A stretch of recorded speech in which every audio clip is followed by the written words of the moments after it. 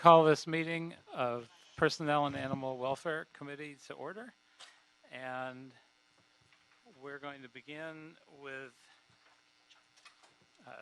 public testimony from Mr. Wayne Spindler on item number 1, 2, and public comment. So a maximum of 3 minutes on all three. Oh, we're good. So that's good.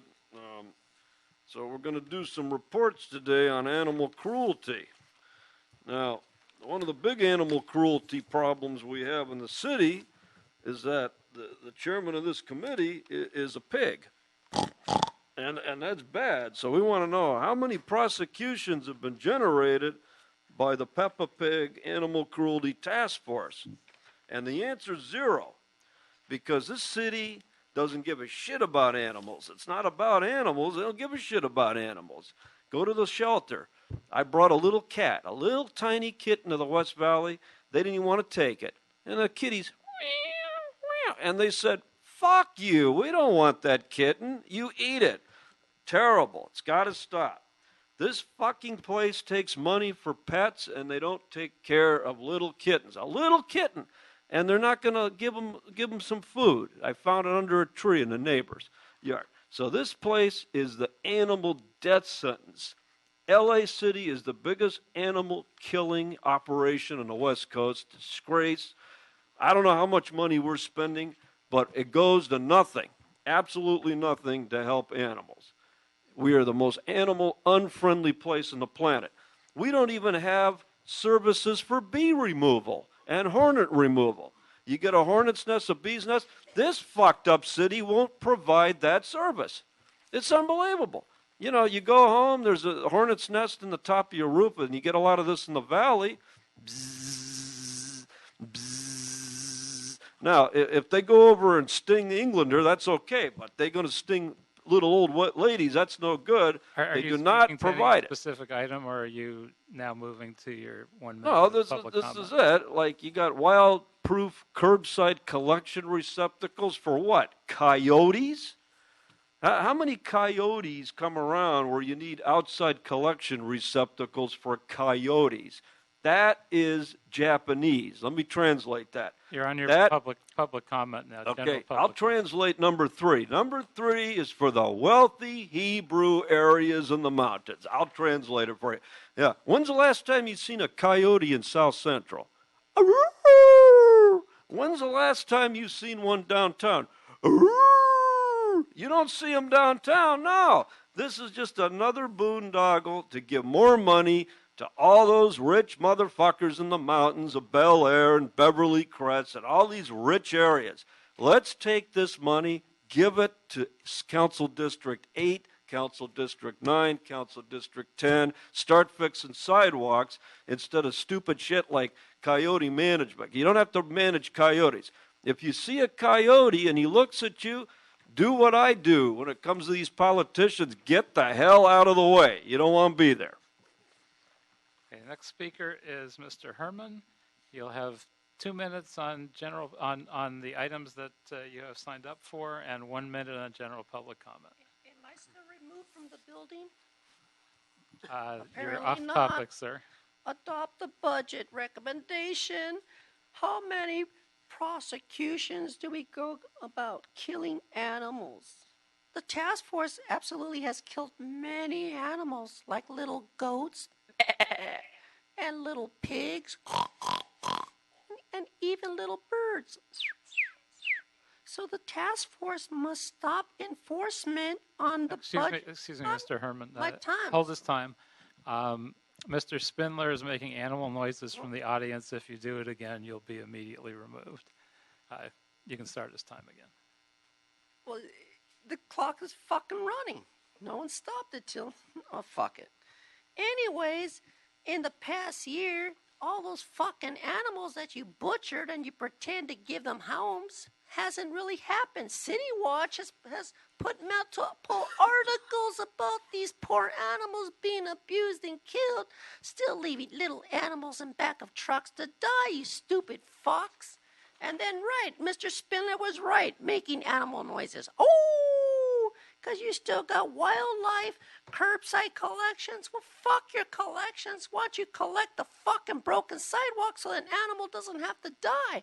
Why don't you build a fucking bridge over all the fucking freeways so fucking animals don't have to die? This way. You're off topic. No, It has no, nothing I'm to do talking with. about wildlife. Wildlife has to survive. Now, I'm not general motherfucking public comment, bitch.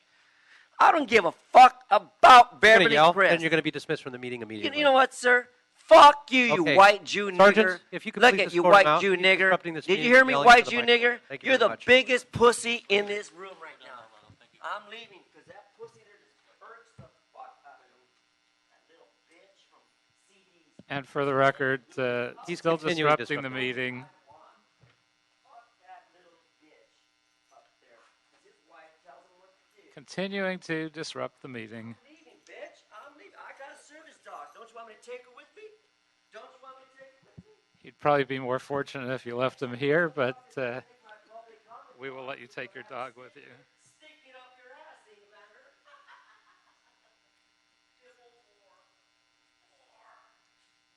Next speaker is Dan Gus on multiple agenda items and general public comments. You get 2 minutes on your items and 1 minute on public comment. Thank you. I'm going to do these out of order. Council members, regarding number 2, collecting and analyzing data on the growing influx of animal surrenders, why, I could have sworn that Mayor Garcetti's office said that impounds are down and kills are down, and you're going to very soon be no kill. How in the world can you have an agenda item that directly contradicts what George Kevork told me? By the way, for identification purposes only, I have the #1 most viewed article on City Watch today. Phyllis has the #2 most viewed article. So how can you have this item that directly conflicts what Mayor Garcetti's office is putting out, not only in claims to the media, but in fact, you should really look very closely at that because I plan on writing about it very soon. Regarding the Animal Cruelty Task Force,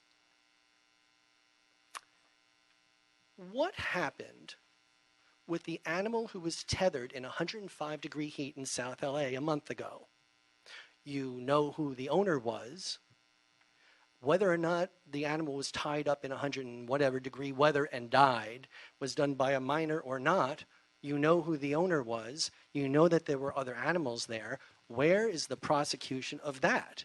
The city seems to have dismissed it because it was allegedly done by a minor. Well, then you prosecute the minor's parent. Where is the prosecution of that if you know that it happened?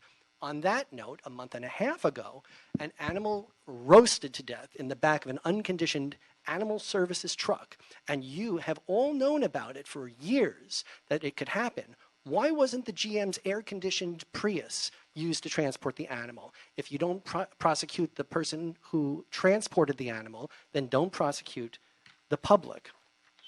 On that note, the problem with Animal Cruelty Task Force prosecutions is that this Or in general public comments. I want to extend my sentiment about other issues of animal cruelty that have not been prosecuted, despite evidence. A photo I took in February 2011, an untagged guard dog in South LA left outside who ended up dying.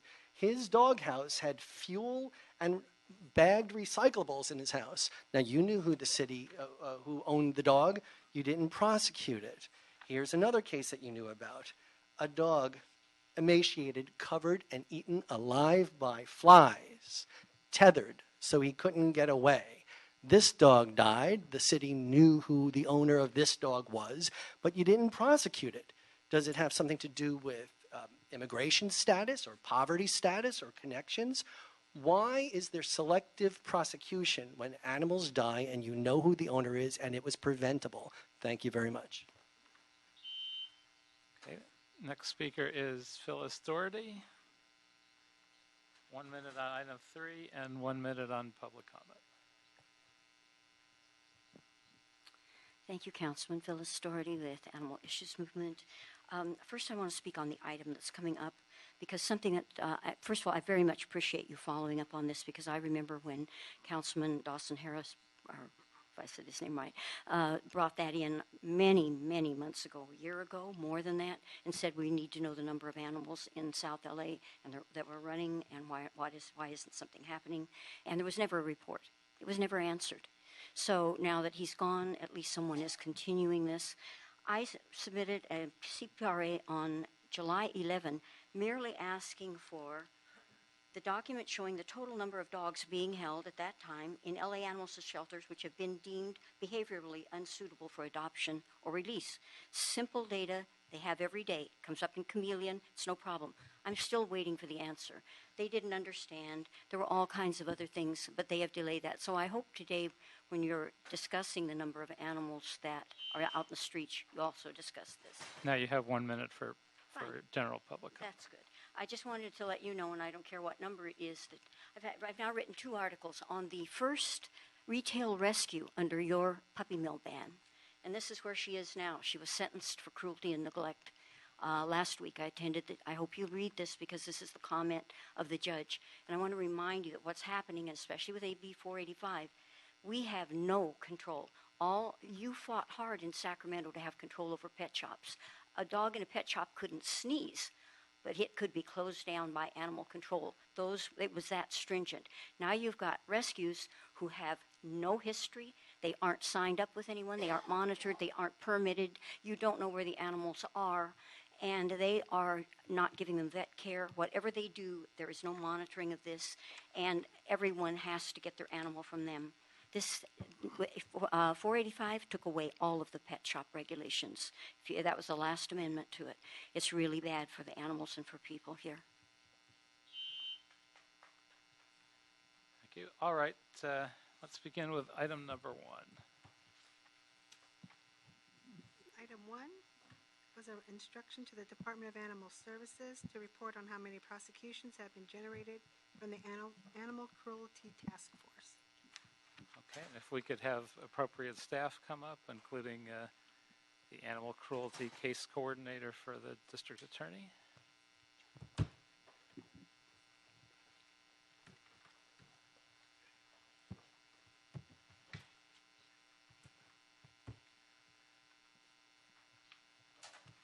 If you all could introduce yourself as you walk us through this report. Good afternoon, sir. I'm Captain Cynthia Lee, the Commanding Officer of Detective Support and Vice Division. I oversee the Animal Cruelty Task Force. My name is Detective Willem Erklins. I'm the officer in charge of the Animal Cruelty Task Force for the Los Angeles Police Department. My name is Chip Vang, and I am the representative for the Department of Animal Services with the Animal Cruelty Task Force. And I'm Kimberly Alvarez with the District Attorney's Office in charge of animal cruelty. And so I wonder if you could tell us to start what the status is of the Animal Cruelty Task Force. I know there have been rumors out there about it being disbanded, et cetera. Sir, currently the Animal Cruelty Task Force is intact. There's 1 Detective 3, 1 Detective 2, 2 Detective 1s, and there are 2 Police Officer 3s assigned to the unit. That the 2 Police Officer 3s are currently on loan to a different unit in the division. As of this time, the Animal Cruelty Task Force, due to managed attrition in the LAPD, we're looking at if it's going to stay intact. I do not know, but currently it is intact. Based on if the managed attrition will occur in the near future, I would have to look at resources and ranks and everything else to see in my division what will be eliminated, what will be downsized. But as of right now, the Animal Cruelty Task Force is still up and functioning. So it sounds like no decision has been made about whether it will continue or not. That is correct. So it easily could be disbanded, it just hasn't happened yet. I can't say that based on when I get numbers or positions based from my commanding officers and the chief of police on how many bodies I will lose out of my division. I will sit down and I will analyze and I will look at what I have to see what I will eliminate, what I will downsize. But as of right now, all options are on the table, but no decisions have been made. Okay, and I know we instructed that the Department of Animal Services report back on how many prosecutions have happened in the last year, and nothing was submitted. So I don't know if verbally we can get that information, I will have Detective Erklin's handle that, sir. please. Sir, in all fairness to Officer Vang here, he's brand new to the task force and doesn't have the information. I'd prefer to do it if that's okay with the Oh, council. that's fine. Okay, so for 2017, we've had 64 cases that have been assigned to the task force. Of those, 53 of the cases have been completed. Of the 53 cases, 23 have been filed, which is 43%. 12 of those have resulted in felony filings, 6 have resulted in misdemeanor filings, 3 have been resulted in city attorney hearings, and 2 of them were submitted as juveniles to the juvenile courts. So, like I said, it's a total of 43% of the cases that we've received have been filed on at this point. We've had 11 that have been rejected, so that's a 21%. And then we have 14 cases that we call investigation continued. Either there's no suspect and we've exhausted all means, or we're waiting. I know that there's 3 of them. One of them stands as a warrant, so we have to carry it as that.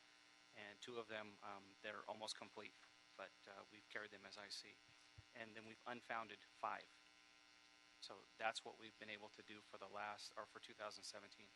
I can go into 16 and 15. The numbers with the percentages are very consistent across the board. 100 in 2016 and 116 in the year 2015, with a 36% filing rate for 16 and a 35% filing rate for 2015. So we're consistently across the board. The numbers are where they should be. Now, the ones that haven't been filed, is that because at this point of the year we haven't completed all the activity, or are they unlikely to be filed? So we're talking the 11 roughly? Between No, I think 54 the and 53. 60% that you were talking about, roughly. That So the only cases that we have left to work on are the 11 that are outstanding. And those are cases that are actively being investigated now. So those will be submitted, and they will fall into one of the categories. So I think you said 40% fit into all the different categories. So what happened to the rest of them? Okay, so if we do the numbers, 23 were the total cases that were filed, and then there was a breakdown of those 23. 12 felony, 6 misdemeanor, 3 city attorney hearings, and 2 juvenile cases. So that is going to be the 43%. The remainder, we've got 21%, which were rejected, and cases do get rejected for various reasons. The ICs, or the investigation continued, constituted 14 of the crimes. So 53 minus 23 minus 11 minus 14 is going to leave me 5 left, which those were unfounded or proven not to be either a crime, they didn't occur in the city of Los Angeles, or they are duplicate reporting. And what's the makeup of the task force? And how do you work with the city attorney and the district attorney? Okay, right now, as the captain had pointed out, so we've got 1 D3, that's myself. I've got another detective supervisor as a D2, and I've got 2 detective 1s, and that's currently what we have that are investigating the cases. That's the task force in 4? 4 people. We have TO'd for 6, but 2 of them are on loan to another portion within the division. But we are able to keep up with the workload as it stands with 4. Each one of our cases that we get, we've got somebody from the Department of Animal Service who's with us. Up until the beginning of last month, we had Lieutenant Transow who was with us, and he'd been with the task force for quite some time. He's moved on to within the Department of Animal Services, and that's when Officer Vang has come on board. Working closely with both the district attorney and the city attorney, it's on a regular basis. If the case is going to be something that would be a felony filing, then we would present it to either the main district attorney and get her input on it, or we go to one of the other, I think, 30-ish that are specialized DAs that deal with our cases. And the city attorney, we've got various places within the city that we file as well, but again, we're working very closely with the city attorney's office on city attorney-issued cases. So what do we think the impact will be on animal cruelty if we just disbanded this task force? What's your opinion? Anyone else want to offer an opinion? I can give an opinion with my boss sitting right next to me. And I could defer this to Kim, and maybe the DA would have an opinion that would be, could weigh pretty heavily because it's outside of the task force and outside of the department. Maybe we Well, can I'm happy to reflect- hear from anybody. I'll, Mr. Spindler, not you. I think you've already had your chance. I'll speak on behalf of the DA's office. I think it would be a huge mistake to disband the Animal Cruelty Task Force. First, animal cruelty is linked with other crimes of violence. It's very closely linked with domestic violence, child abuse, elder abuse, and child sexual abuse. And when people think, okay, it's just an animal, we're not looking at just animals. It's violence and they're serious crimes. So quite often, and I'll let you know some examples, I hear from people that officers that don't really know about animal cruelty and what to do with the dog. They think, okay, it's just an animal, I'm not going to do anything with it. I've heard everything from a guy that was picked up 5150 that had just killed his dog on the sidewalk. They took the guy for a 5150 hold, did nothing with the animal. I don't know if it was picked up, I don't know if it was left in the gutter, but we had a dead dog, it was a felony, and they did nothing because they didn't know what to do with it. There's another case out there where... Do we do anything, by the way, to educate LAPD officers on the legalities of our animal cruelty laws? Yes, I can go into that very briefly. The responsibility falls within the task force. And so some of the statistics that we had I came in at the very end of 2015, and we keep track of all the people that we train. In 2013, it was 344. The next year, 314. 2015 went up to 905, and since I've been on, we had 1205 last year, or in 2016. This year to date, we've had 1241. And this is LAPD officers, supervisors, training days, any opportunity that we have where we can go out and teach and impress upon them the importance of this. It's a continued effort that we have to continue. I mean, we really need to, because they will make mistakes if we don't. Have we done anything as simple as sending out an email about animal cruelty and the fact that it is a several-year felony, for the most serious examples, etc.? Recently, as early as July of last year, there was a department-wide publication that reminded officers of what their responsibilities are. It was a special order that came out on July 6th. And informed officers of what their responsibilities were, how to conduct the investigations, who to contact. So it has gone out. So between us going out and attending the roll calls, and we try to hit all of the roll calls that we can. I was teaching vice school yesterday, so I had 30-some-odd people yesterday, instructing them on blood sports and everything else related to the animal cruelty. So as often as we can, we do get out. And I didn't mean to interrupt your response, so I'll let you continue. That was actually not an LAPD case. I do have an LAPD case where a dog was killed in the backyard, and for some reason the officers that went out maybe had never seen that email, and they didn't do any sort of investigation in regards to that dog.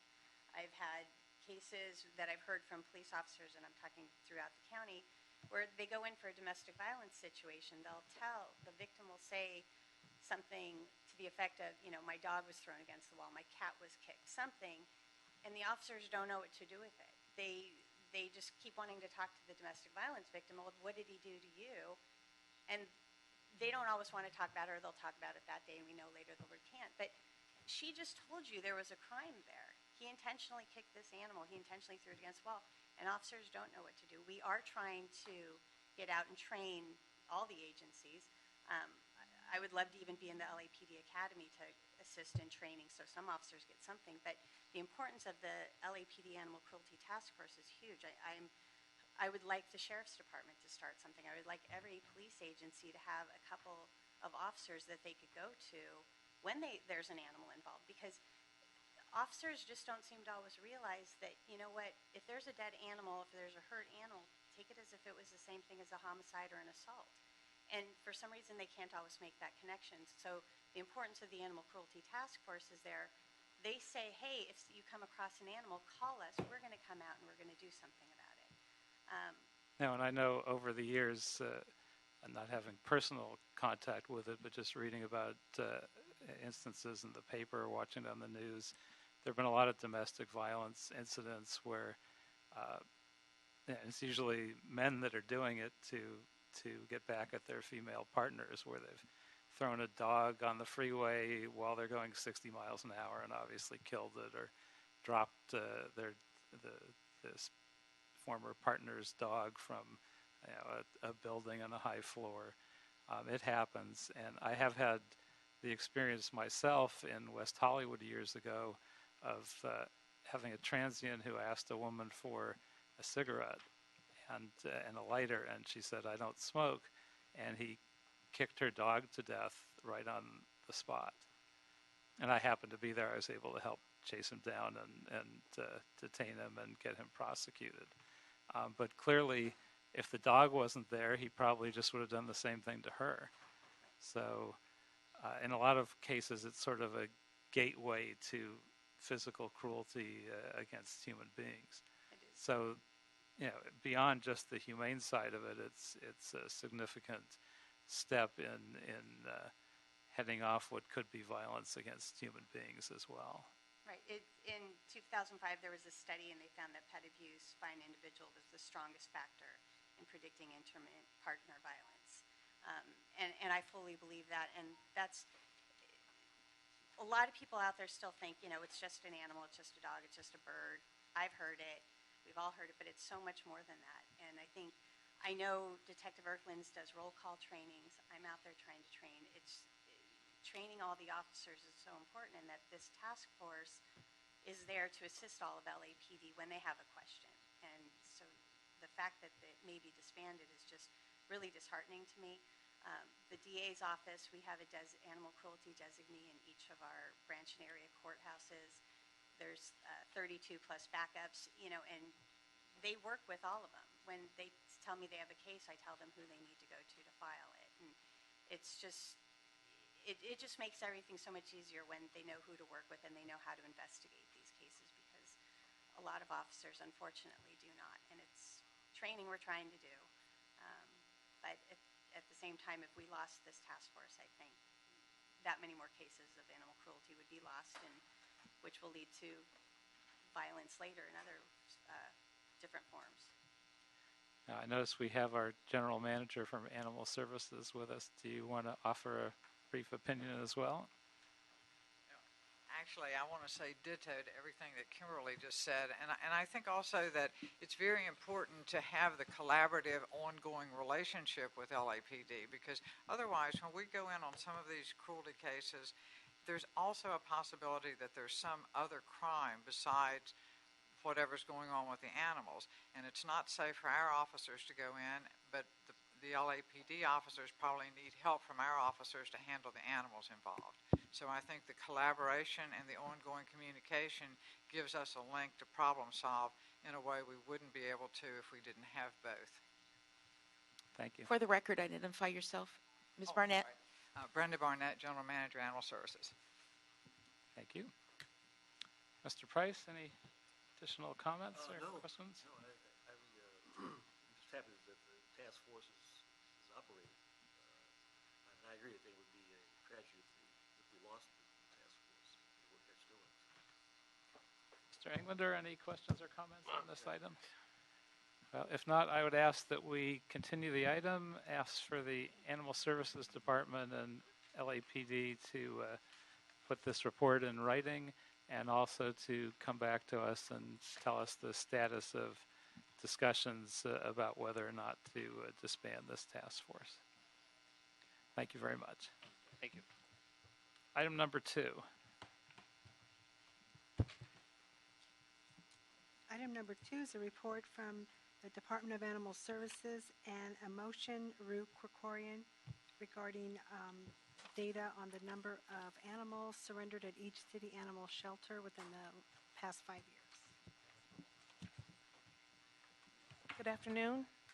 Good afternoon. Dana Brown, Animal Services, and with me I have Carrie Armstrong, which is one of, she's a representative of Home Dog LA, which is one of our shelter intervention partners. And when we get to that portion of the presentation, then Ms. Armstrong is here to, if you'd like to discuss the work that they do in our life-saving efforts. So in 2016, a motion was passed by Councilmember Rue and seconded by Councilmember Krikorian, asking the department to provide information regarding owner-surrendered pets at the city shelters and over the past 5 years.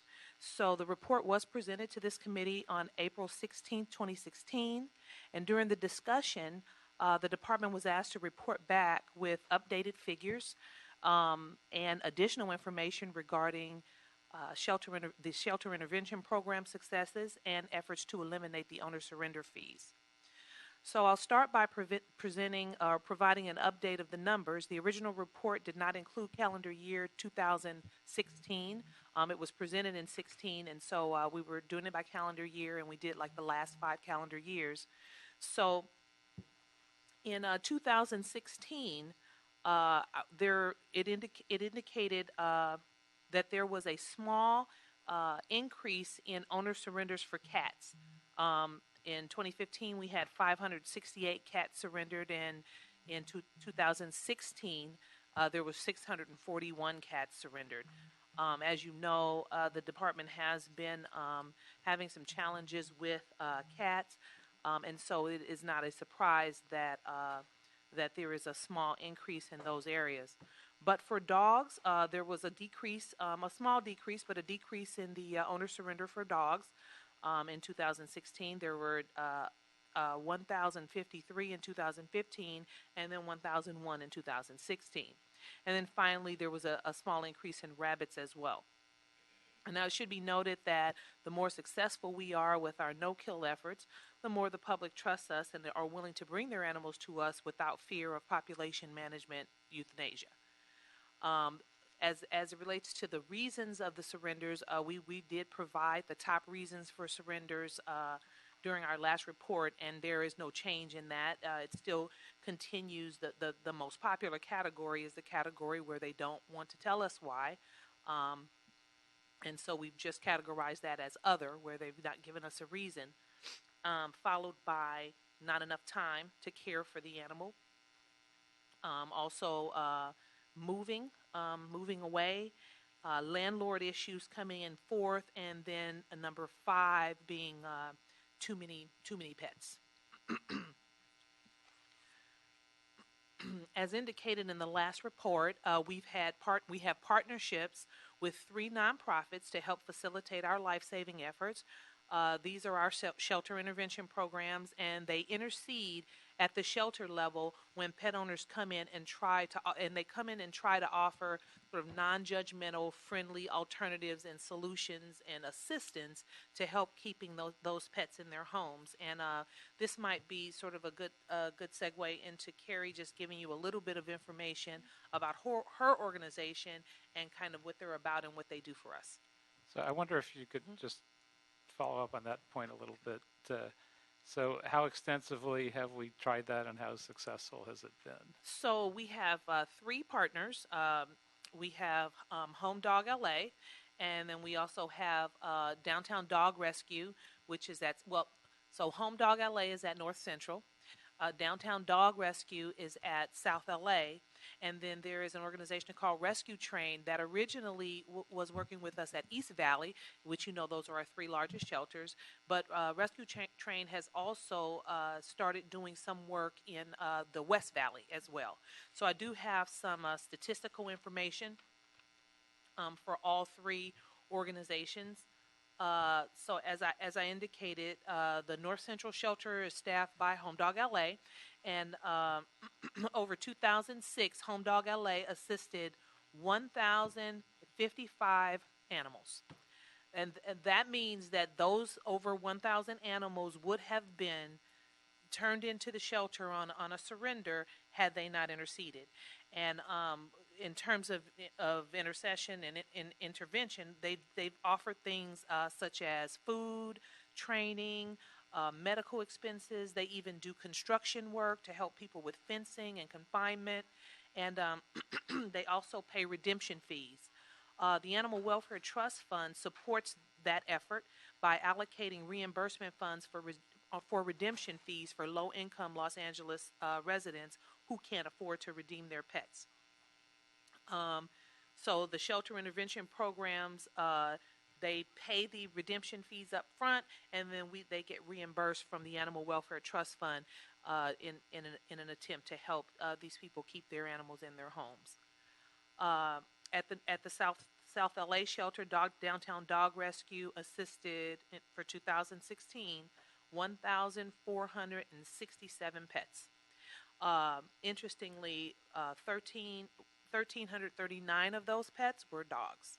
So there is a large, certainly at that particular location, there is a large outcry for help with dogs, and they have been outstanding in offering that assistance. And then finally, Rescue Train in the San Fernando Valley. As I indicated, they started out with East Valley, and there were 896 pets intercepted and helped at the East Valley shelter last year. And then West Valley, they weren't operational for the entire 2016 because they just sort of extended their services to West Valley. But still in 2016, there were 139 animals assisted there. So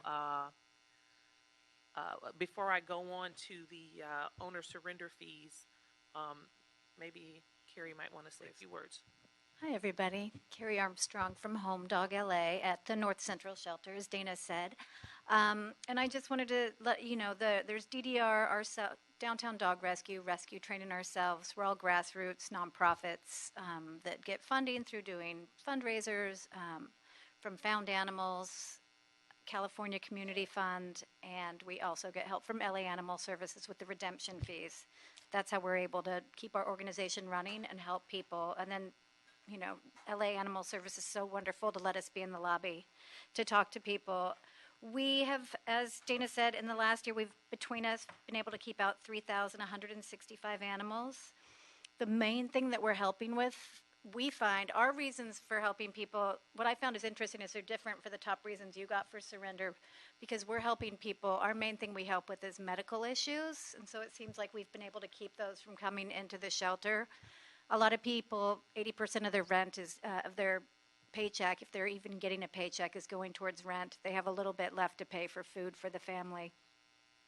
So if they have an emergency and their pet needs help, a lot of times they can't pay to go to the vet for that, and so they want their pet because they love them to get care. They'll bring them to the animal shelter in hopes the animal will get care there. Of course, the shelter doesn't have the resources for that, or their pet's going to go into the system, you know, with all the other animals. So we're there to help with those costs, and we work with some low-cost vets in the area. And I know all of our programs, that's our biggest expense is medical care. So we're really able to help out in that. We also work with Inner City Law, which provides pro bono tenant rights issues, lawyers to work with people whose landlords have said, oh, you know what, I decided no pets. You have 24 hours to get rid of your animal. So instead of those animals coming into the shelter, we partner with them, and they're able to work with them. And we do fence repair. We work a lot with the LA Animal City Animal Services officers. If an animal's living on a tether, if an animal keeps escaping because of a fence, they'll talk to us, and we'll go in at our expense and help the pet owners with that. And then the basics, dog and cat food. There are a few areas where increased support from the city and other external partnerships would benefit us and help keep more pets out of the shelters, and that's low cost, high volume, accessible vet care. It's a real issue in LA. Some poor neighborhoods don't even have vet resource around. And the continuation of the redemption fees from the city, that has been extremely helpful.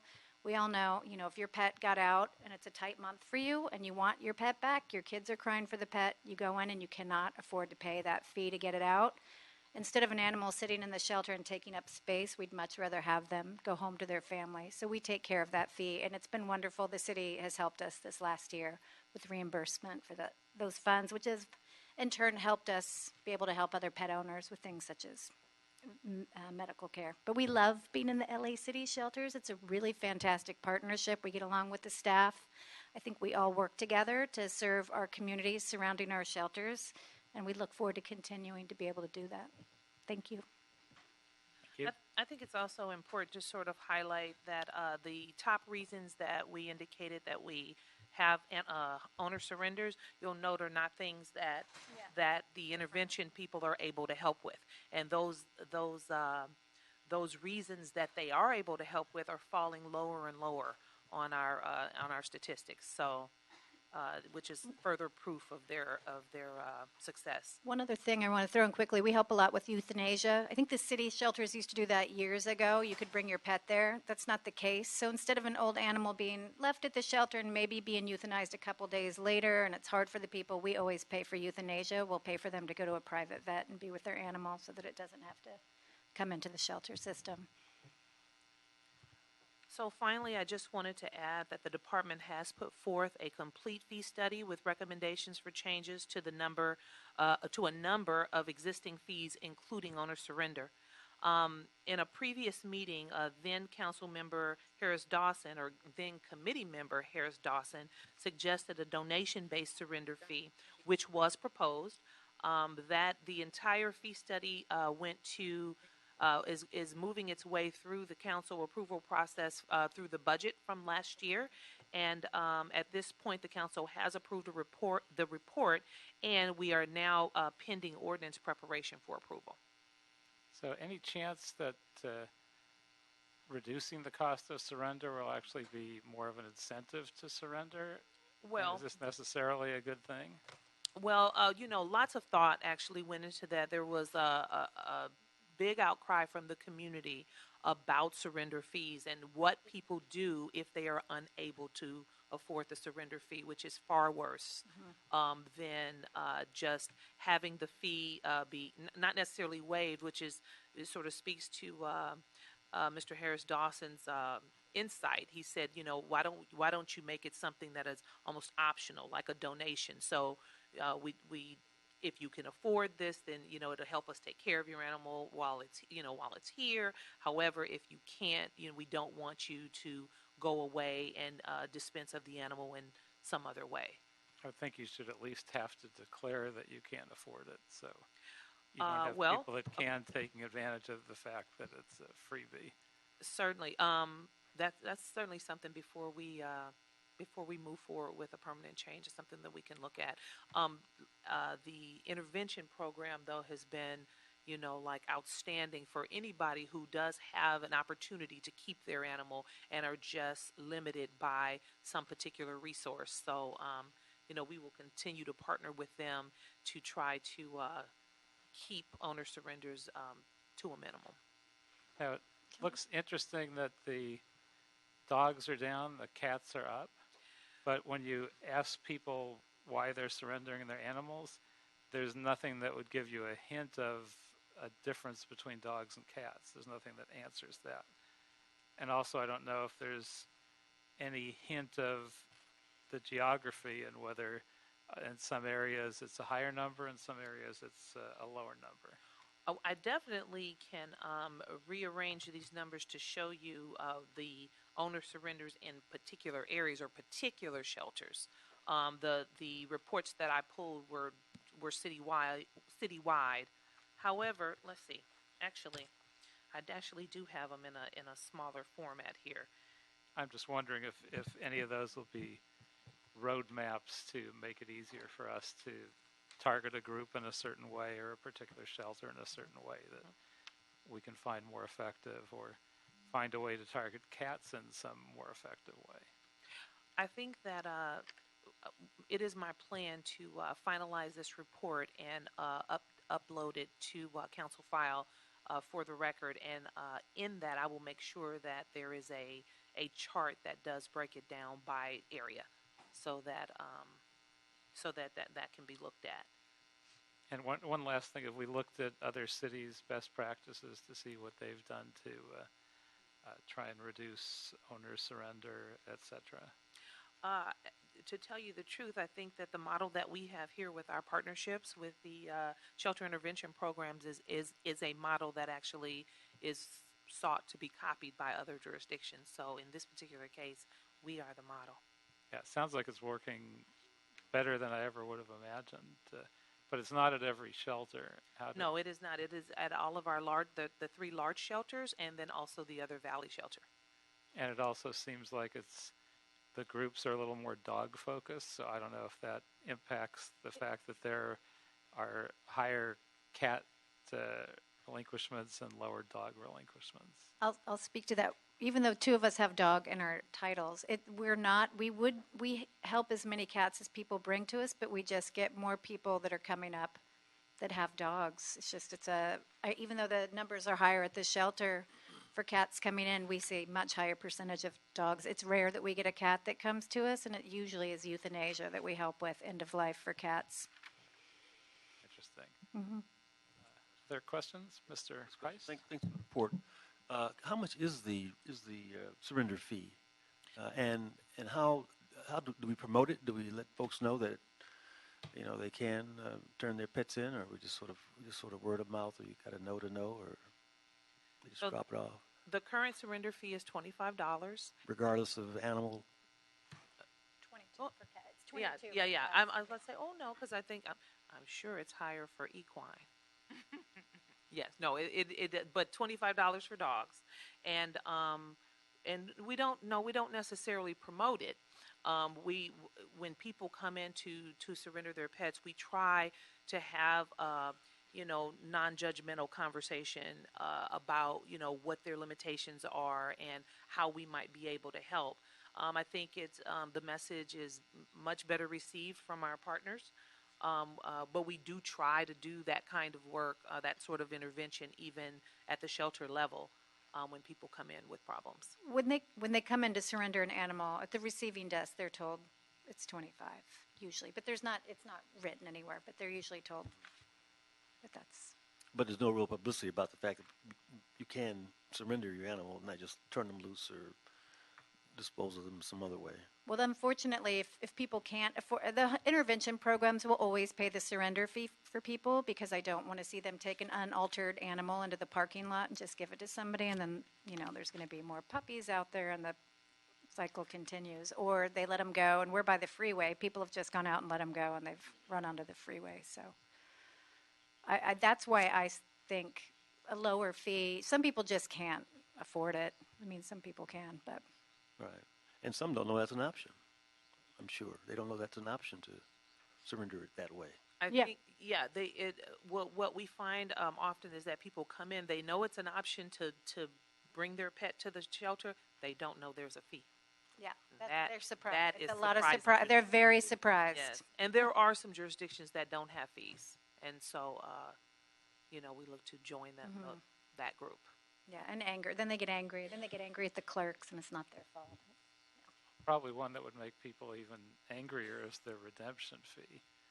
And I know we've discussed it before, but there should never be an animal for whom the owner comes to pick it up and is not able to pay the ransom and get their animal back. That should never, never, never happen. So if it still does, we need to find a policy way out of that. We do, for people who are unable to pay redemption fees, we actually, you don't have to necessarily be at that shelter for us to refer you to one of the shelter intervention groups. But I will say that I get a number of calls regularly about redemption fees, and I have to tell you that I can't think of one where we seize their animal and then charge them redemption fees. The greater majority of people who complain about redemption fees, in my experience, have been people whose animals have been out. People who have failed to keep their animals safe and confined in either their yards or their homes, or, because obviously animals that are loose on the street are not only possibly dangerous to the community, but they can be dangerous to themselves. From fear and all of the different things that happens to them when they get out. And it's great if an organization helps them deal with it so it doesn't happen again. But obviously, we don't want any of those animals not being returned to their owners. So if that does happen, we need to figure out how to make sure it doesn't happen. Mr. Englander, do you have anything to add? All right. Well, other than giving every encouragement to making sure that no animal is left in the shelter when their owner is trying to redeem it. I will suggest that we note and file the report without objection. And thank you very much. Thank you so much. Thank you. Thank you. Item number 3. Item 3 is a report from the Department of Animal Services regarding wildlife-proof curbside collection receptacles and the coyote management plan.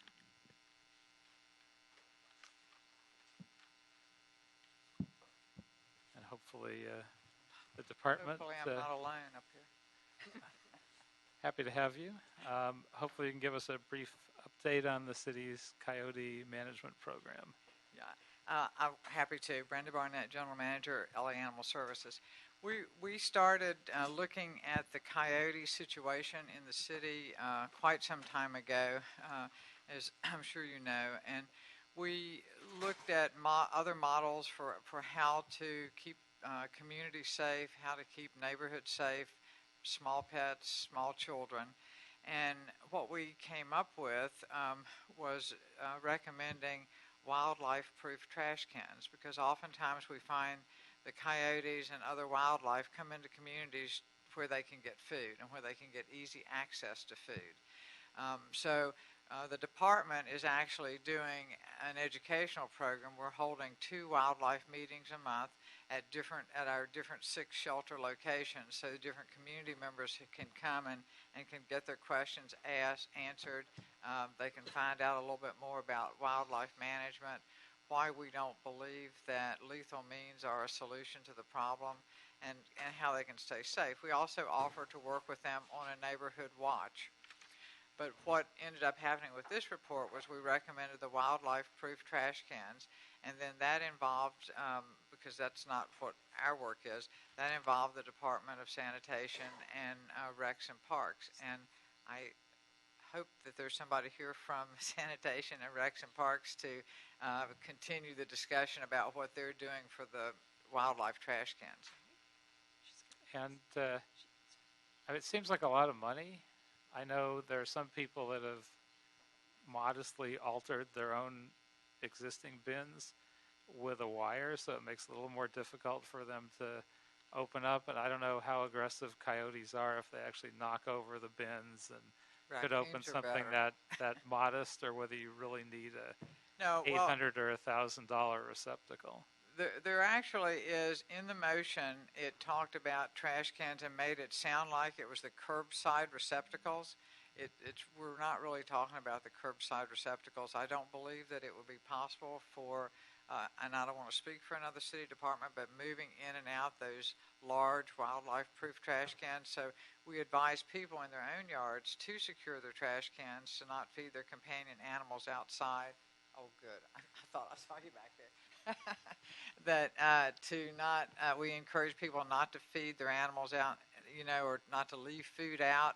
And really, people have to take responsibility for their own trash. We actually are talking about places like, Hanson Dam, Griffith Park. I mean, I was horseback riding one night in Hanson Dam and watched as it started to get dark, and I saw the coyotes lining up, waiting for the picnickers to leave so they could come and get into the trash cans to get the food. So, I think there was a little confusion about where the trash cans would be, but we weren't really talking about the curbside receptacles. So we're mostly talking about parks. Correct. Absolutely. Good afternoon, Councilmember Kretz. Alex Halou for LA Sanitation. The objective of there was a committee made up from Rec and Park, Animal Services. We had also members from the different council offices who were interested. And the instruction that we got was to look at the parks in the city that, as was mentioned, where the coyotes are coming in after the picnics are completed. So we had multiple criteria when we looked at what type of containers will be utilized. The first one was it had to be wildlife proof. 2, the containers does not become a place where small animals like raccoons and possums and others might get trapped. And the third was had to be ADA compliant. And number 4 was has to be easy to clean and operate. We checked nationwide, and we looked at the national parks as well as City of San Francisco and the County of San Francisco, what they use. We end up making our recommendation to the committee about two different types of containers. And those two containers in our report, they've basically, they're tamper resistant, they're wildlife proof, they've been used extensively in multiple locations, they've been tested over and over, and we're able to address all the criteria was presented to us. There were two different models that the committee felt they should be tested to see which one is easier for the public to use. One of them is similar to the old mail post office where you put it in and you can drop the trash in. And this one comes with trash on one side, recycling on the other side. The second one where you have to lift the lid. So we brought these containers, we demonstrated to the committee, and in our report we have listed the cost of implementing them. There were consensus at the time of testing them about 40 parts in the city, and and then we were supposed to bring it over to the committee and decide how to proceed next. But the list of parts actually came from the committee and from Rec and Park. And can we pay for these with special funds, or are we talking about general funds for it? I can't speak for the CAO, but I mean, this one is probably have to be general funds as we use Rec and Park, but I know there's other funding sources in the city that could be used from. Okay. Questions, comments from colleagues?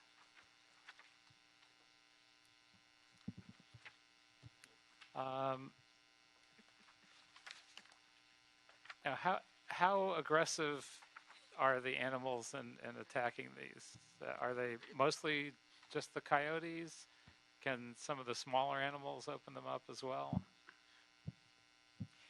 The raccoons are very handy. They have those little hands, and they're quite talented.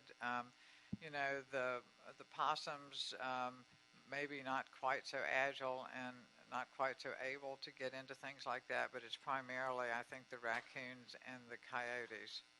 That's why we checked with the Sequoia National Park and the city and county of San Francisco, and the models we're recommending in our report on page 2 and 3 basically are resistant to that, so they can't open them because they're heavier and they need more weight, and they couldn't open those, so they can stuck inside them.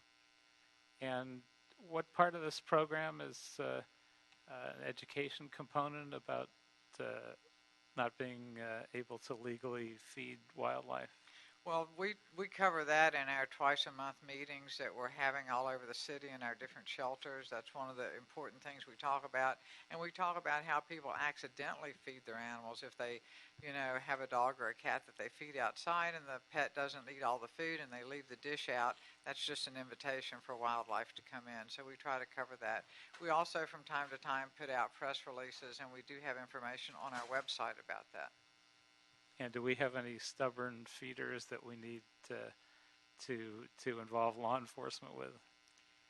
Well, you know, it's we do have some people in the city who feed large groups of cats, but typically when you go to talk to them, they say, "What cats? They're not my cats."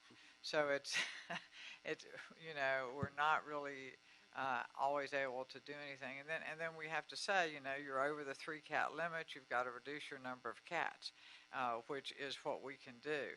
But the department certainly does not have the staff or the resources to go out and trap those cats. We offer neighbors who, if you have a neighbor who's beside of you who has a lot of cats in their backyard that's creating a nuisance and maybe drawing in other wildlife, the neighbor can get traps from the department, and they can and a trapping permit, and they can trap cats on their own private property, only. So the cat comes across the fence and goes into the trap.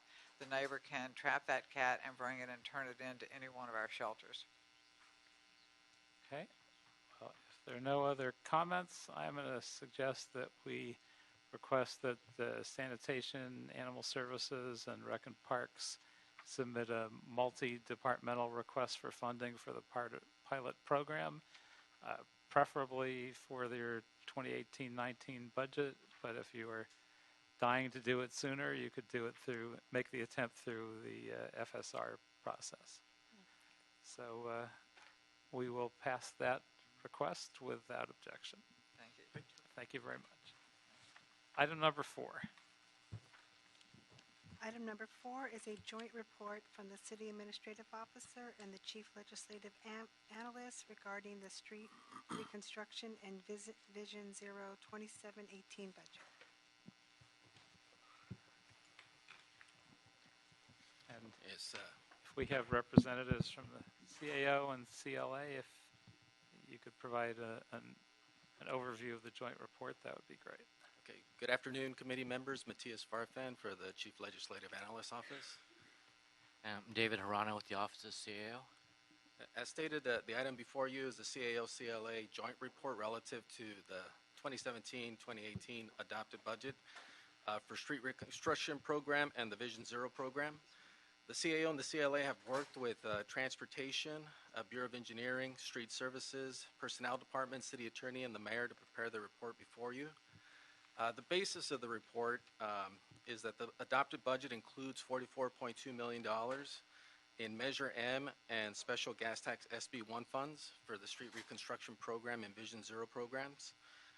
Regarding these funds, city departments were instructed to prepare and present to council a work plan for these funds that includes both street reconstruction program and Vision Zero components where they overlap on specific areas within the city. Departments were also requested or instructed to report back on resources necessary for striping workload and resources needed to clean, maintain, and repair bike lanes. The report includes recommended actions to ensure the city is eligible for SB1 funds and remains compliant with reporting requirements that come along with those SB1 funds. The report also includes recommendations to redistribute $19.5 million in Measure M funds to commence design and construction ramp-up for the overlapping street reconstruction program and Vision Zero program work on 6 new projects. It also provides resources for striping workload and provides resources to perform citywide bicycle lane repair and maintenance work. It also includes the authorizing of 102 new positions in respective departments to commence that work. Only some of those are funded. The other funded would come through a subsequent report. And then finally, the report does have a recommended action to establish that the street reconstruction program and the Vision Zero programs report to the Street Transportation Projects Oversight Committee with regular status reports to council and mayor. The report before you was heard by the Public Works Scan Reduction Committee.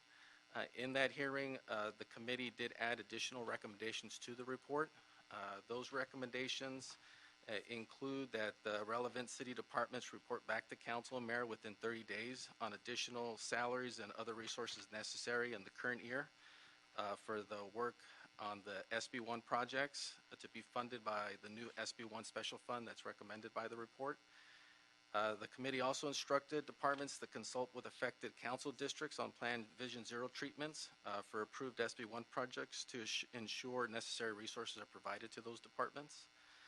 The committee also requested that departments report quarterly to council on how hiring is progressing for the positions that have been provided by council action. The committee also modified the effective date for the signal construction positions that were provided to the Department of Transportation. It was moved up from January 1st, 2018 to October 1st, 2017. The committee also added an additional 4 positions requested by the Street Services for urban forestry, which would increase the number of positions from 102 to 106. And finally, the committee instructed that Street Services, Transportation, with the assistance of City Attorney, also include consideration of potential liability claims and developing future work plans and expenditure plans when it comes to street reconstruction and Vision Zero programs. City departments are here to answer any questions you may have regarding the report. I don't know if the CAO has anything to add. All right. Well, I don't know how well, thank you for that report, by the way. I don't know whether I completely understood this or misunderstood it, but it seems like we're asking that we fix some failed streets near high injury areas, but not necessarily connected to that. Almost more like, well, we're already doing work there, why don't we fix the failed streets in the vicinity? Am I misunderstanding this, or is this specifically only going to fixing failed streets that are part of the cause of the injuries to begin with? David Arano with the Office of the CAO. During the budget deliberation process for this current year, there was a desire by the council to first approach the streets that were overlapping between the street reconstruction program and the Vision Zero program. So what you're looking at are projects that have been identified based upon the overlapping needs of those two programs. The way the Vision Zero program lays out is DOT identified a high injury network based upon their assessment of fatalities and crashes, and then prioritize that further into priority corridors, 40 priority corridors to start, and then met with engineering and street services, CAO, CLA, and prioritize those further into projects that are of the highest priority and easiest to get done. So what you have before you is a list of the first 17 projects and the first 6 that we would start in fiscal year 17-18. The overlay with streets that need reconstruction is pretty simple, because there are so many streets out there that need reconstruction that it was not hard to find streets that were both in the priority corridors and needed reconstruction. But that's kind of the way it's laid out. If you wish to do it another way, that's always possible.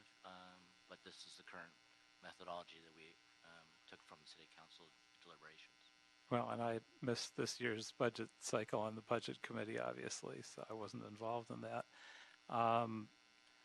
I would think, rather than just somewhat randomly picking corridors that are near the high injury network, but not necessarily with a clear connection to whether that would improve the likelihood of injuries in the high injury network, rather than just working on those areas. If I had to pick where we would actually reduce our risk, I would take that same money and use it to repair all the bicycle lane mileage where we're starting to get incidents where we're having multi-million-dollar settlements because we drew in bicycle lanes and then have tremendous flaws that lead to accidents where we've led them into the bicycle lane and then they have serious injuries. So personally, I would completely redo this one and use the money for the Vision Zero intersections on those Vision Zero intersections, but I'd use the money that was being looked at as companion areas, and I would move it to the bicycle lanes. Councilmember, we agree with you on the need to fix those bike lanes and the condition of the bike lanes, and I think in this report there is a significant amount of money set aside for street services to go back through and to review all those bike lanes and to begin fixing those problems. The hope is that with the amount of money in here, that they could fix them all. They may not be able to do so, fix them all, and it may require an additional supplement of money, but we did not ignore that, and I don't know that there's a need to completely redo everything, because there is a significant amount of focus on that in this report. If we had some way to flip the priorities, because frankly I'd rather make sure we got all the bike lanes fixed rather than the failed streets that happen to be near high injury areas. So that would at least be my personal philosophy of how to allocate that money. It is a definite priority, and I think we've reflected that in the report. We're going to continue to try and provide whatever resources we need to make that happen, subject to your approval and the mayor's approval. But it's a focus for both Vision Zero and street reconstruction to fix those and ensure the safety of our bicyclists. And is there any way to add some proactivity to this? Because I'm sure other districts have the same situation where you have a few intersections or certain streets where you say, it's just a matter of time before somebody gets killed. I happen to have a signal that's like that at Rosewood crossing La Brea, where little kids running to synagogue on Saturdays run across this, and I've staked it out and seen it. And I know we're actually going to move on that relatively quickly, and you just hope we get it done before somebody gets killed. Do we have any way to add in some of those kinds of situations in areas where they're not on Vision Zero's top because nobody's died yet, but you could almost predict it?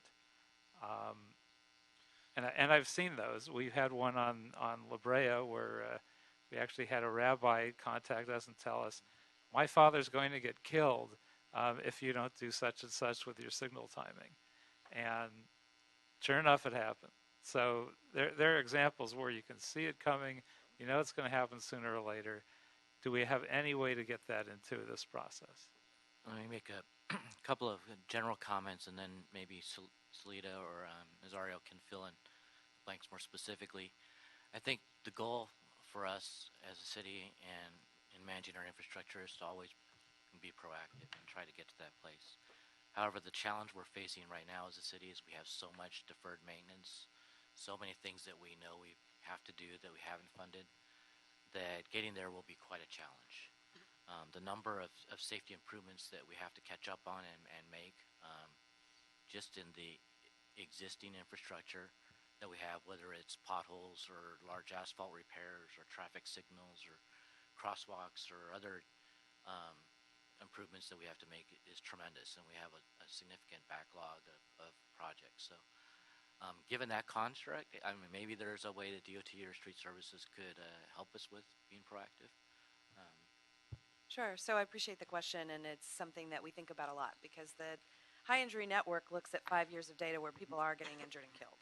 And we know that collisions are underreported. So, you know, if you go straight to the trauma center and you never call LAPD to the scene, that crash doesn't show up in the SWITR's data. And there's an estimate of anywhere between 60 and 90% of crashes that don't even get reported.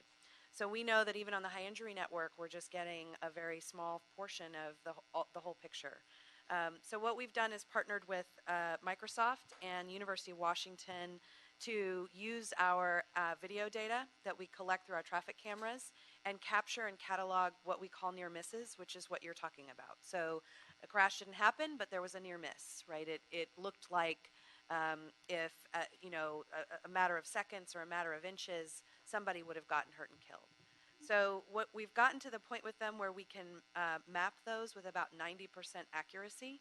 And our goal and our interest is to be able to do what you're describing, to capture the streets throughout the city, not just relying on intake from people's observations, but actually proactively using the data that we have to identify those places where it's maybe only a matter of time and incorporate those into the High Injury Network. In the meantime, of course, we continue to take those kinds of concerns very seriously. The main way we intake them is through our district offices. But anytime there's an issue like that in any of your districts or communities, just because it's not on the High Injury Network doesn't mean we won't work on it, right? And we won't focus on it, and we won't try and bring to bear some solutions. But as David described, we have a current backlog of over 6,000 requests in the districts citywide. So we prioritize immediately anytime a caller, a constituent, a council office says that the issue is related to safety, that those things go first in the queue to make sure that we're being as proactive as we can. But there's a need for us to not just rely on the people who know to pick up the phone and call us, but to rely on the data that we actually can collect comprehensively throughout the city. So that's sort of our next frontier, and we're lucky to have partners who are going to help us do that. Can you identify yourself for the record, please? Salida Reynolds, General Manager for LADOT. Thank you. Sorry. Colleagues, any questions? Mr. Englander? Thank you very much. A few. First and foremost, the approach I think that you're taking to this is spot on. Not looking at in terms of, and I think it isn't forgive me, I don't believe it's being presented well, but I think it's in the right direction. So in other words, and I've heard this conversation for a long time, and it gets frustrating because what we used to do back in the day is we would focus on putting sort of all of our eggs in one basket, if you will. And that means if we're going to repair a street, a failed street, we would simply repair that street. And so I think the conversation in the vernacular and looking at and reading any reports when we now read that money's going into road repair, there are still a lot of folks that look at that as simply road repair, except for the fact that we've now adopted more complete street philosophies where when we're going to reconstruct a failed street, we're not talking about anything that is B and above. We're not talking about a slurry and maintenance. We're talking about a full reconstruction. It's full engineering. It's curb to curb. It's left and right turn pockets. It's all the infrastructure and the electronics that go into that. It's not just fixing a street. And so we talk about complete streets, it has to do with, and I say it, I've said it too many times privately, I might as well say it publicly, I just can't stand the name Vision Zero, but that's another issue. I know we've adopted it from somewhere else, I didn't but make it up, I know it didn't come from LA. It came from the East Coast. It came from Sweden. Whatever, Even we should worse. leave it in Sweden. I mean, it's like zero vision. But the concepts of what we're actually Where have I doing, heard that before? it's just awful. The concepts of what we're actually doing, and some of it makes a lot of sense. And a lot of people have really looked at it into, well, it just means more modes of transportation, or it just means, that's not true. There's a lot of different things that it means, quite frankly. It doesn't just mean more cycling lanes. It doesn't. So we should come up with our own thing. But in any event, in looking at complete streets, which is really what we're talking about, period, is everything. And it's not just let's look at failed streets or not. Let's look at and prioritize cycling lanes or not. Let's fix the ones that are broken in terms of cycling lanes because we're paying out. And I want to get into that discussion briefly. But I do have some questions. Well, I'll say this, not even questions. I have some disagreements with some of the high injury network data calculations and the methodology in which they were based, because it's really just raw numbers in terms of the number of collisions and or near misses, if you will, at particular locations come from a number of different reasons. You've got to really drill down into the numbers, and we haven't, I don't believe, as policymakers, not from the department side, that we've really done that. And we haven't had that deep discussion. Because I've seen some of the high injury networks, and they're not necessarily because there's a high number of near misses or collisions would suggest that there's something wrong with that intersection or that area. There are a number of different reasons for that. But in any event, without getting into that level of specificity, it was the first time that I did hear that Microsoft is capturing information. So I'd like, if you could report back to me. I mean, I'm just interested in seeing if we've got any documentation or what that program is to learn more, because it's the first time I've heard that. I've been a proponent for many years, as you know, in updating our camera systems to do a split feed with recording capabilities and split feeding that into DOT in terms of traffic side, but also LAPD. And utilizing LPR and other technologies and things we can really use to enhance those cameras. So if it sounds like we're actually doing something more with them now, besides some traffic control, maybe it sounds like maybe a little bit of a pilot. So I'd love to hear about it. Okay, so just throw that out there. You can get back to me on that.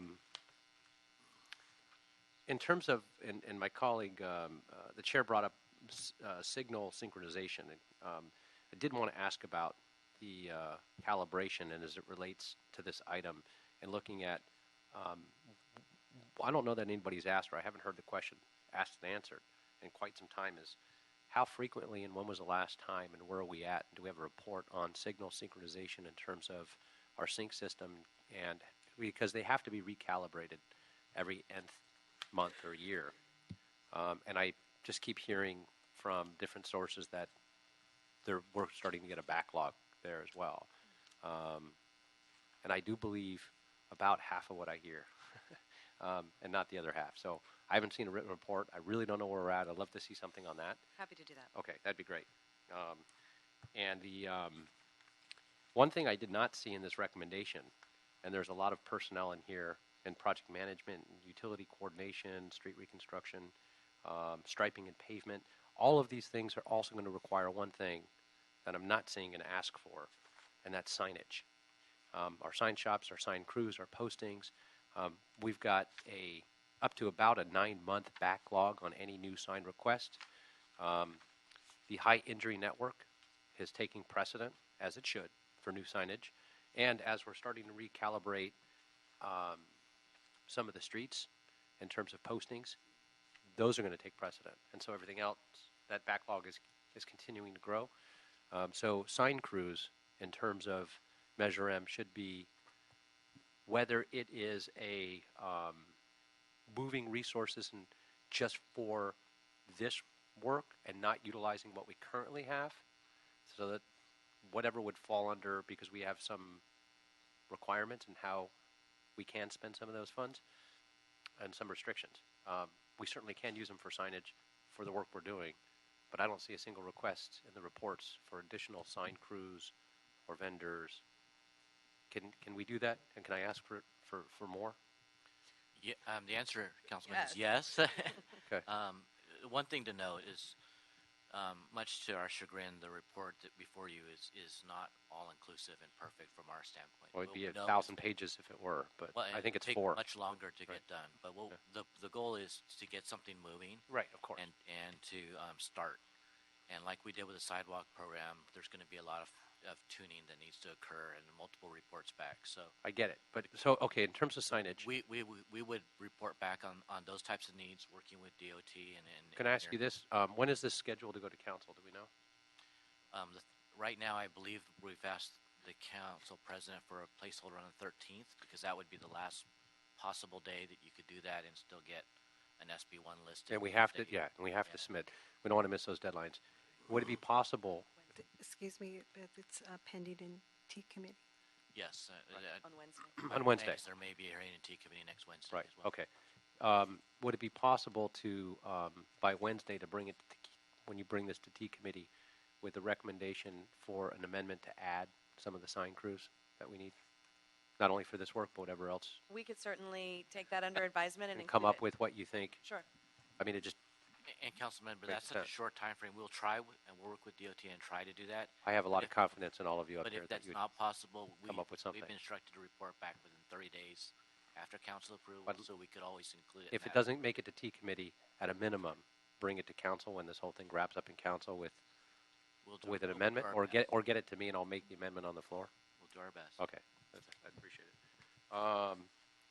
it. There was a shortage of about $3 million, according to the report. Street Services requested $8 million in additional equipment. The report recommends an approval of 5. What was the 3 that you're short? What are you not getting that we should? I'm sorry, I was writing notes. It's okay. It's okay. So I'll go through it again. It says here, the Bureau of Street Services requested originally $8 million in additional equipment, except for the report recommends, from my reading, an approval of $5.16 million in equipment purchases. And it says that Street Services and GSD will then review the possibility of leasing additional equipment. Correct. Why the gap? Why? I mean, this is a one-time first phase of a multi-year, multi-pronged effort, and you asked for the 8. What was the change of the 3? And Correct, Councilmember. We when we looked at the list of equipment, we were focusing on the items that take a longer time to acquire, and so things like pavers, rollers, those kind of street sweepers, those got were it. included. Okay, in so in this first tranche, if you Right. will, it'll be But leased, things and then like the flatbed later on trucks, acquiring. pickup Got it. trucks That makes we sense. get in Okay. the next round. Makes a lot of sense. I do see in here that you do have about $775,000 in one-time resources to catch up on the bicycle lane repair. Do we have any idea of what's actually needed at this point or not yet? Is that something we're still trying to come up with? Yeah, Nazario Sosa, Director of the Bureau of Street Services. Last fiscal year, we dedicated a couple of supervisors to inspect every single bike lane in the city of Los Angeles. Right. So we determine how many, we have hundreds of locations that we need to repair. Sure. We perform small repairs, with pothole trucks, but the majority of the repairs that we need to do require specialized equipment and specialized people. The $700,000 that you're seeing on that report will be used to use existing crews on overtime basis to perform these repairs. Okay, and I appreciate that, and I think that makes sense to make this a top priority. It has to. It has to. I mean, we had another case from my district today in council. As you well know, I submitted a motion this morning to suggest that and report back on not installing any new bike lanes on anything below I think it was an 86 for a PCI. With that, and by the way, for those who are paying any attention or following this, that was not a suggestion as it relates to this report, that motion, to not put new bike lanes in at all, as some people are reading it as. It doesn't say that. But in any event, the idea that we would be moving our personnel into doing this work on overtime as a priority, it makes sense. What doesn't make sense to me is we have these funds and it's not one-time money. What this tranche is, but it's going to keep coming in. And it's not just SB1 funds, it's also Measure M funds. And who knows what's going to happen after January with a new gas tax, and if that withstands the legal challenge or not. But if it does, there's a lot of work to do, and we certainly have the backlog to do it. Just given the fact that we've got a lot more money every year than we have personnel to do the work,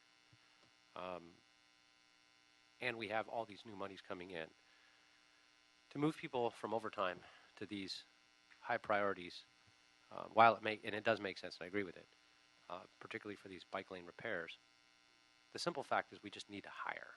We have the money, we need to hire. We have a lot of conversations. We had a deep conversation last time in this committee about local hire, which not only do we all advocate for strongly because of the tremendous benefits to keep those jobs local, but we have the work. And so if we move them to overtime, and we should, we're also taking those folks off overtime for other projects we've already begun or have funded. I mean, the bottom line is it's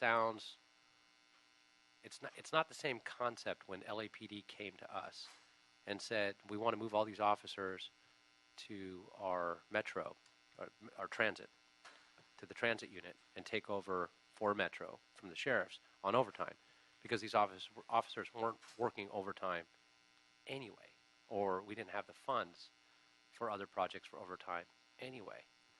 There's a difference here, is we actually have the money, we have the work, we have the backlogs, and then we're switching them over to what I agree with is a priority where people are getting injured. We're paying out tens of millions of dollars.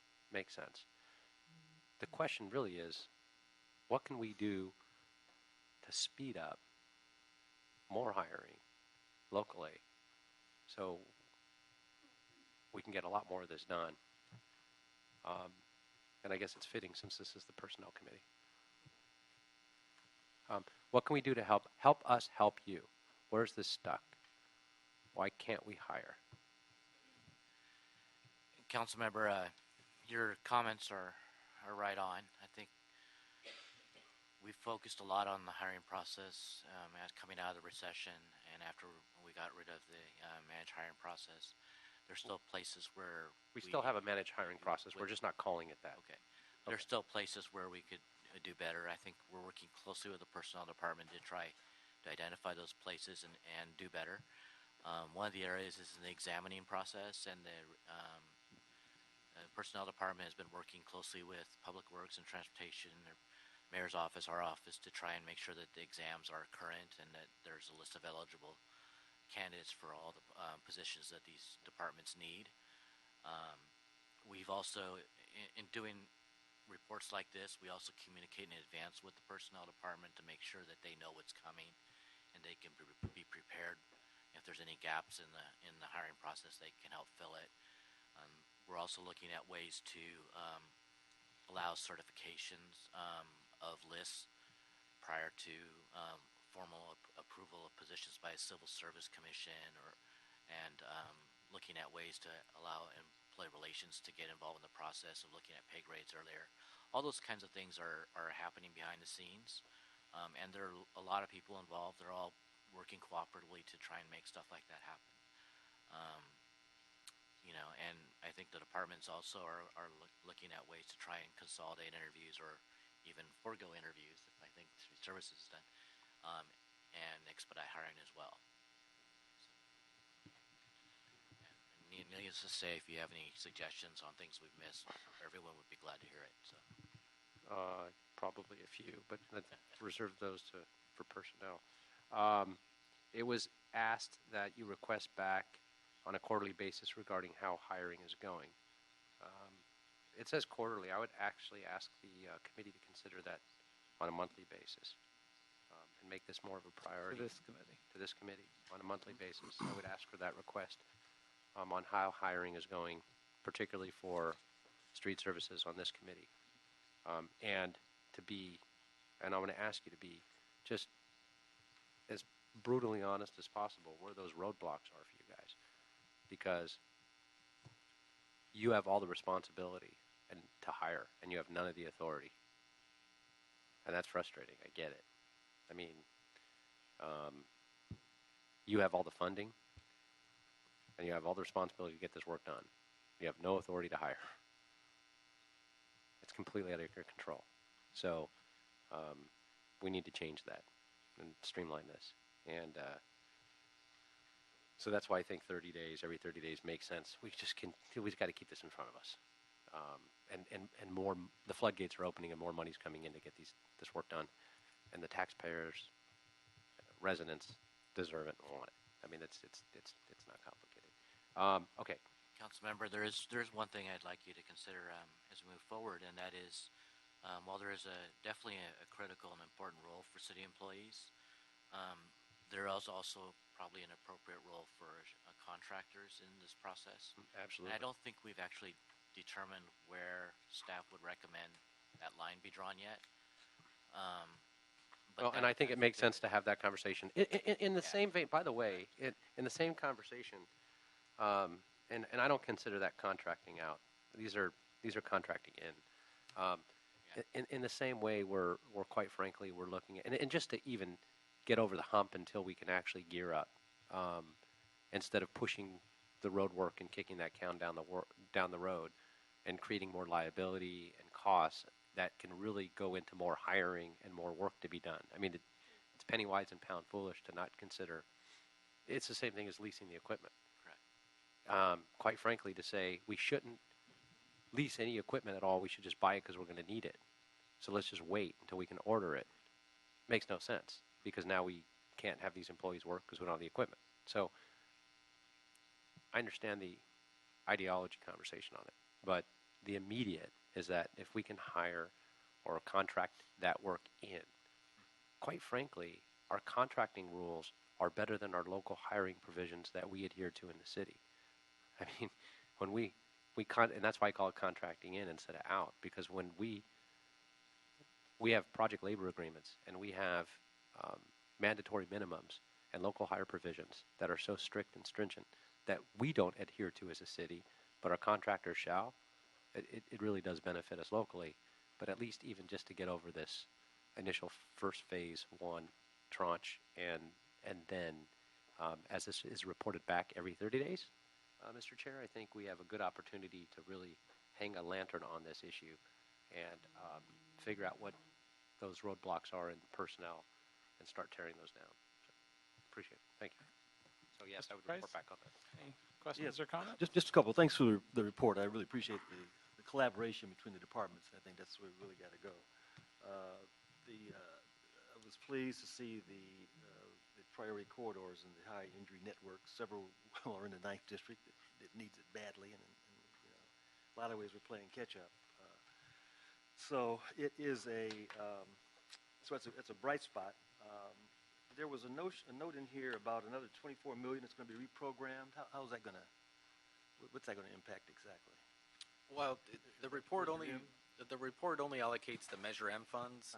The SB1 funds, those taxes don't go into effect until November, and the city wouldn't be receiving those funds until mid to late January.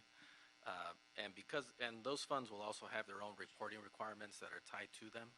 And because of that, we're recommending the creation of a new special fund to track those monies as they come in. So we're hoping that by the time the departments report back in 30 days with the additional resources that are required in the current year, they would be coming out of the SB1 fund. But that would be the report that would be recommending to provide that full funding they'll need for the current year. The report here, the $19.5 million is only the funds they need to ramp up, but not the actual funds to construct. And that's what those additional funds are needed for. Well, you know, I agree. I think we certainly want to try to encourage local hire on these projects where we can, especially those businesses that are in Los Angeles that are making it happen. But the overtime certainly is a way to bridge that in the meantime. But I think we should be trying to figure out how we can contract out or contract in, whatever you want to call it, to see how we can speed this process up. And I just made a note here on the Corridor 7, high priority Corridor 7 on page 2. Just to check the geography on that. It looks like you have the limits San Pedro to 120th. At least through the 9th district, San Pedro is the north-south street, like Avalon. So I'm just kind of curious where that kicks in. But otherwise, I'm excited to see the progress, and let's get it going. Thank you. And I have a few other questions. I didn't really ask the purely personnel questions, although Mr. Englander touched on a couple of them. I know the report recommends approval of resolution authorities for a total of 102 positions and immediate filling of 30 positions. Given all the other demands on personnel currently, do they have the resources to expedite the hiring process? And if not, how could a delay potentially affect this project? You're talking about the personnel department? Yeah. They have, I'm not sure how to answer that question because we actually didn't ask them that direct question. They also did not tell us that they needed anything more. If you'd like, we can ask that specific question unless Mr. Weeks is ready to respond on that. Yeah, Bill Weeks, Assistant General Manager, Personnel Department. So we've been working closely already with the departments, our staff. These are all fortunately consolidated departments, so our staff are on both ends of it. And position descriptions will be prepared and already at the Personnel Department before Council approves this, so we're ready to go. And we'll start the process so that interviews can begin this month. We don't need to wait even for those that are approved in January or February. We can have the interviews going, and we can hold and make effective dates until the budgeting is available and we reach the resolution authority dates. Very good. And street reconstruction and Vision Zero programs will be filling some positions and classifications that are part of targeted local hire, like maintenance labor. Will the departments be using the targeted local hire as their hiring pool for that position? That is affirmative, council member. For every entry-level position, we are going to try to get the targeted hiring program to fill those vacancies. There are some positions that require skills, certain driver's licenses, and for those, it would be almost impossible to get, those kind of opportunities. But make no mistake about it. For entry-level positions, we will go to the targeted local programs. And I know we discussed outsourcing sort of in passing, but do we have any general sense of which city positions are contemplated to be outsourced and cost presumptions about those contracts? I know in the recent past we've had some bad experiences with contractors overcharging and not doing a great job. So I'm hoping we can do as much insourcing as we can. Yeah, Councilmember, right now, the Bureau of Engineering has outsourced or contracted out design for some of the complete street projects. We're still in conversations at staff level about where we think it would be appropriate to contract out otherwise. One of the discussion areas is construction, but obviously there's a strong desire to have street services do construction. They do a fantastic job and they're very capable. It's just a matter of what is the proper strategy, what's the proper balance between city forces and contractors in that arena, and I don't think we know that yet. And Gary Lee Moore, who's not here, and Nazario and Salida would be the ones that we would look to help us guide us down that path. So. And for positions that are being approved by this committee this afternoon, we may not be able to get the positions right away, like in terms of city employment, but we typically go to the hiring hall, until the time that we can hire employees in-house. So in order to expedite the delivery of the projects, in order to expedite the repair of those locations where we have high risk, we will, if needed, we will go to the local hiring hall, get some people, let's say for positions such as cement finisher, until the time that we can hire, and then they will be our permanent employees. Okay, and are we giving notices of intent to our employee representatives as we are supposed to be doing? Yes, we are. Okay. Now, I know on page 6 of the report, it lays out a number of positions requested by department. And some are shorter than requested. Is there anything we need to be doing to fill those in? Are any of those problematic in being understaffed? Well, Councilman, after the Public Works hearing, I think the only place where there are, if I recall correctly, as you call it, shortages would be over at DOT, where DOT requested 12 positions for striping, and we are recommending 6 at this time. We talked with DOT, and they didn't seem to see that as an issue. The work is ramping up, and so there's some work that can be done now and through the remainder of the year, and then there will be a lot more work that will come into play once the complete street projects are designed and out to bid. So we're proposing to kind of phase them in as we go. So we may not actually see the difference out on the street? By the end of the year or as we move into 18-19, it's entirely possible that DOT will have, at least from us, a recommendation to have all 12 or 10 or 14 or whatever we think is appropriate for the workload at that time. But we're starting with 6. Yeah, I certainly wouldn't want to. We haven't said no to anything above 6. Wouldn't want to short that particular service because we still get complaints about asphalt being done and then the striping being done much later or being missed and forgotten about. Absolutely, we agree with you. So, very good. Well, if there are no objections, we will ask to add to our approval of the report that we get a report back monthly on your progress, that we encourage more signage and to have that done more quickly.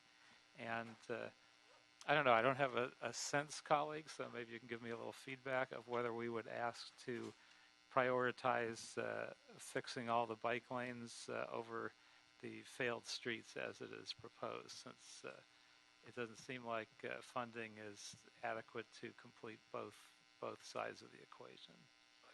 I would suggest that what they're looking at is actually, according to my read of the report, is actually moving forward on those failed streets and the high injury networks, and then utilizing crews for overtime to fix those bike lanes that have been identified.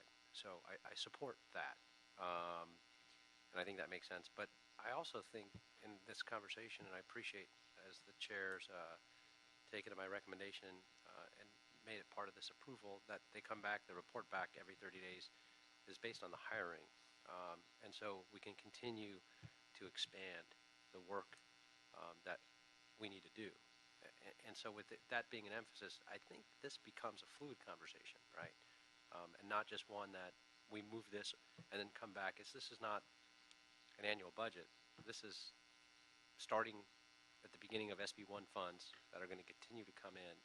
Measure M funds will continue to have these conversations, see what happens with the gas tax and that local return. So with all of that, and that's assuming the state doesn't take it away from us, even if it does pass, and it withstands legal challenges, which they've done in the past. But having said all that, I think we've got to continue this conversation on a regular basis because they're all priorities. And the reality is, whether it's walking, cycling, driving a car, these higher energy networks will never be resolved completely, ever, because they're going to continue to change. And with distracted driving, and until we get maybe even driverless cars, and it's a different world than we live in, we're going to continue this conversation forever. So I think the priorities and the way that the department laid them out make a lot of sense, given what we have. Well, fair enough. I will keep that out as we do our monthly reports, but certainly for me, the fixing of all of our high-risk bike lanes is the highest possible priority in terms of our street repair, and I hope you'll keep that in mind. So it's providing for the high amount of liability, that's for sure. Yeah, it's costing us a fortune. It's injuring people unnecessarily. So hopefully we can turn that around as quickly as anything. So we will pass that item. And there was, it had also the recommendation that the departments will come back and add the signage and figure out how many employees we can staff up. Yes, encourage more signage. I know you guys got that, but I wanted to make sure it's part of the report. Yeah. Okay. Oh, I got it. Yeah, I know. And we will pass that item without objection with those points. Mr. Chair? And Mr. Chair? yes. Just to clarify for the record, are you approving the joint report recommendations with the additional recommendations for the monthly report back, the signage, and the prioritizing of the bike? I believe we are. Okay, thank you. I believe, and also the Public Works Gang Reduction Committee recommendations. Yeah. Are you concurring with Public Works? Yes. Okay, thank you. Again, with those additions. Okay, thank you. So that is passed without objection. I believe we have nothing other than there was a citizen comment for number 4, so Antonio Ramirez turned one in for the record, and we are adjourned.